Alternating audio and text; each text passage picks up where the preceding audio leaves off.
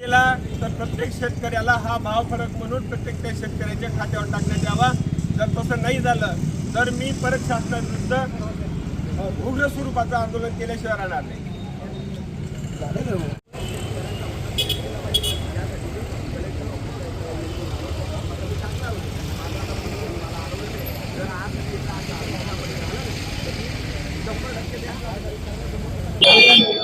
February ते मार्च महिन्यामध्ये एक व्यापारी पीक म्हणून नगदी पीक हे आपलं मका घेतलं जातं आणि साधारणतः आज संपूर्ण महाराष्ट्रामध्ये या पिकाला खूप मोठी मागणी असते।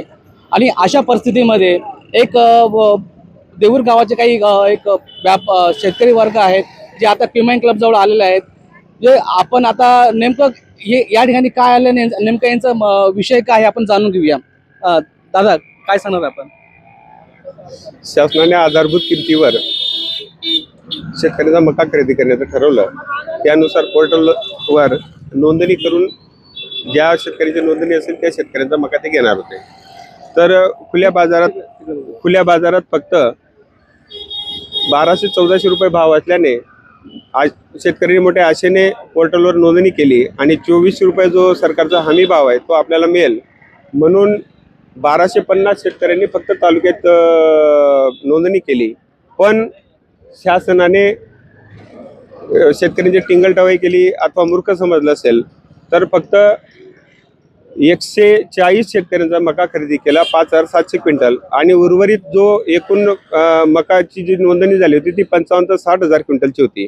आणि मग उर्वरित मक्याचं करायचं काय हा शेतकऱ्यांसमोर मोठा प्रश्न निर्माण झाला आहे।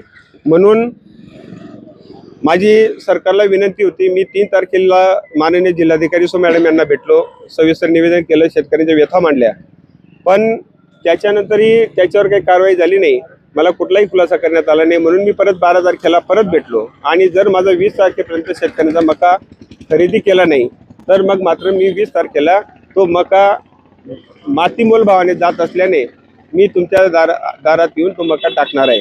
मी आज ते आंदोलन करणार होतो की 20 तारखेच्या आज 10वीची परीक्षा असल्याने परत त्याच्यानंतर काल शिवजयंती असल्याने पोलीस बांधवांवर मोठा ताण होता।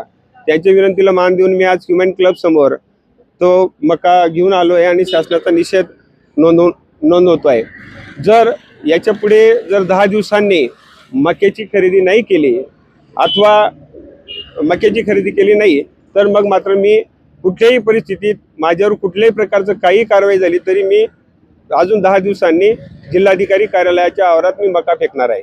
दुसरी गोष्ट, जर सरकारची अवकातच नव्हती मका घ्यायची तर मग मात्र त्यांनी जेवढं उद्दिष्ट पाठवलं होतं तेवढ्याच शेतकऱ्यांची नाव नोंदणी करायला पाहिजे। 2-2, दीड महिने नोंदणी करून शेतकऱ्यांना दिवसभर उन्हात उभे राहून प्रत्यक्ष सेंटरला बोलून नोंदणी केली आणि शेतकऱ्यांना दिवसभर जेरी सांडलं आणि एवढं सगळं करून शेतकऱ्याच्या आशेवर पाणी फिरवलं। म्हणून मी सरकारचा परत एकदा जाहीर निषेध करतो आणि जर सरकारला हे खरेदी करण्याची ऐपत नसेल तर मग मात्र आजच्या जो स्थानिक बाजारभाव चालू आहे त्याला अनुसरून जो 24 रुपयाचा शासनाने हमी भाव दिलेला आहे तो भाव फरक शेतकऱ्यांचा जे नोंदणीकृत शेतकरी आहे त्यांच्या खात्यावर तो जो भाव फरक आहे तो टाकून द्यावा। माझं आंदोलन मी समाप्त करेन। आतापर्यंत जो आपलं जे शेतकऱ्याचं आपलं जे क्षेत्र असेल, आपण किती हेक्टरमध्ये मका लावलेला होता नेमका? साधारण माझ्या कुटुंबातील जवळजवळ 3 हेक्टरच्या आसपास मी मका लावलेला होता। आणि परत अजून एक महत्त्वाची गोष्ट अशी की कृषी विभागाने जी उत्पादकता काढलेली आहे, म्हणजे 1 हेक्टर जर तुमच्या नावावर मका लावलेला असेल पीक पाणी म्हणून तर तो मका फक्त धुळे जिल्ह्यासाठी 24 क्विंटल आणि 57 किलो, म्हणजे हेक्टरी जर तुम्ही मका नोंदलेला असेल तर हेक्टरी त्या उतार्यानुसार तुमच्याकडनं फक्त 24 क्विंटल आणि 57 किलोच मका घेण्यात येईल, याच्या पलीकडे घेण्यात येणार नाही। आता समजा जर अगर शासनाने जर तुमचा मका जर नाही घेतला तर तुम्हाला किती रुपयाचं नुकसान होणार आहे? कारण तुम्ही लागवडीला जो काही खर्च केला असेल किंवा आतापर्यंत जो तुमचा कालावधी गेला या कालावधीत तुम्ही नेमका किती तुम्हाला नुकसान होणार या संदर्भात? लागवडीचा आणि उत्पादन जो खर्च आहे तो पण नाही निघणार। आजच्या जे स्थानिक बाजारामध्ये जो भाव चालू आहे त्याच्यात म्हणजे उत्पादन खर्च सुद्धा निघणार नाही।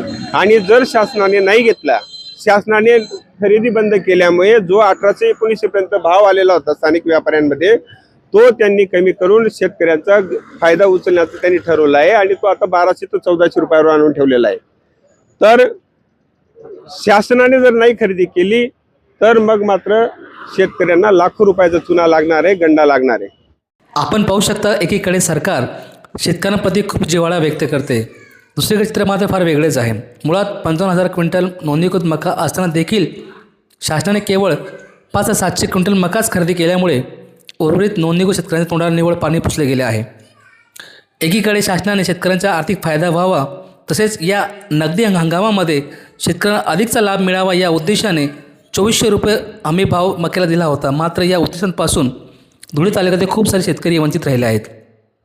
दुसरीकडे बाजारात मक्याला फक्त 1200 ते 1500 रुपये भाव असल्याने या दरामुळे उत्पादन खर्च देखील निघत नाही.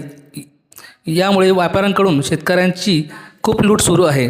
जर शासनाने नोंदणीकृत मका खरेदी केला नाही तर शेतकरी आपला मका धुळे जिल्हाधिकारी कार्यालयात आवारात फेकून शासनाचा तीव्र स्वरूपाचा निषेध करेल.